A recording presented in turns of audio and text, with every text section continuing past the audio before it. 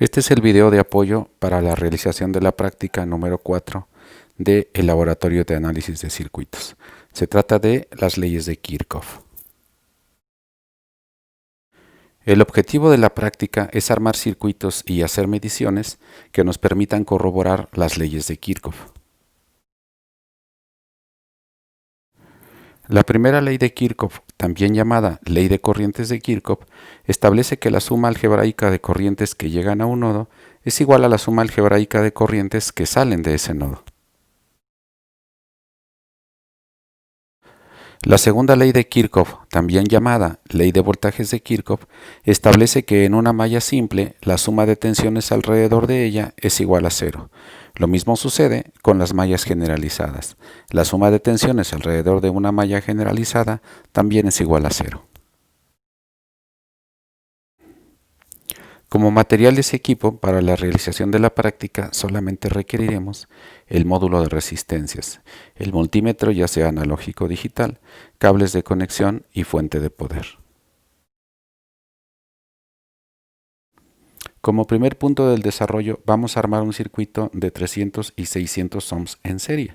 Vamos a hacer mediciones de las variables eléctricas de corriente y voltaje y corroborar las leyes de Kirchhoff. Mostramos ahora cómo alambrar el circuito utilizando la fuente de poder, utilizando también el módulo de carga resistiva y utilizando los multímetros. Utilizando el simulador de Festo, el armado del circuito no es complicado. Es necesario recordar que para cualquier cambio o modificación que se desee realizar, debe primero apagarse la fuente.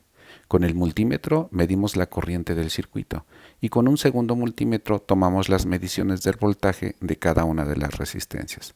Con los valores obtenidos llenamos la tabla correspondiente y podemos corroborar las leyes de Kirchhoff.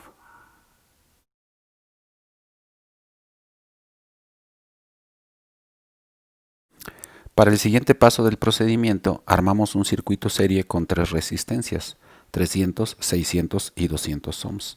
Debemos llenar la tabla con los valores de voltaje de cada elemento, el voltaje total y la corriente que circula por ellos.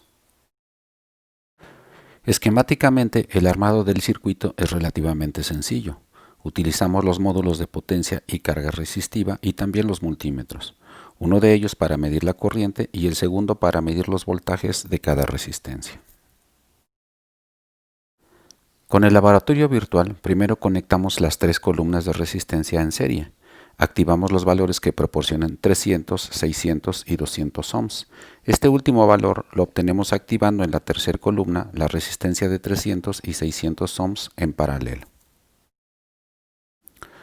Para medir la corriente general, conectamos el primer multímetro en serie con las resistencias y cerramos el circuito conectándolo al negativo de la fuente de voltaje.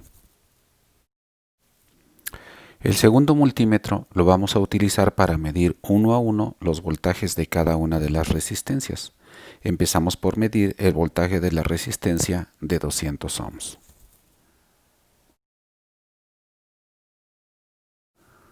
Toda vez que ya armamos el circuito, ahora lo alimentamos ajustando la fuente al voltaje solicitado de 100 volts. Tomamos la medida de corriente general y el voltaje de la resistencia de 200 ohms. Toda vez hecha la medición, debemos apagar la fuente para poder mover el segundo multímetro y ahora medir el voltaje de las dos resistencias restantes. Para estas mediciones, solo es necesario recordar que entre la toma de una medición y la otra medición, debemos apagar la fuente de alimentación que, aunque es virtual, apagar la fuente ayuda a desarrollar hábitos que aumentan la seguridad. Con este sencillo procedimiento, tenemos ya todos los valores de las variables que permiten comprobar experimentalmente las leyes de Kirchhoff. Para el tercer circuito del procedimiento, conectamos en paralelo dos resistencias de 300 ohms cada una. Alimentamos el circuito con un voltaje de 60 volts. De ese modo obtenemos la corriente total y la corriente de cada una de las resistencias.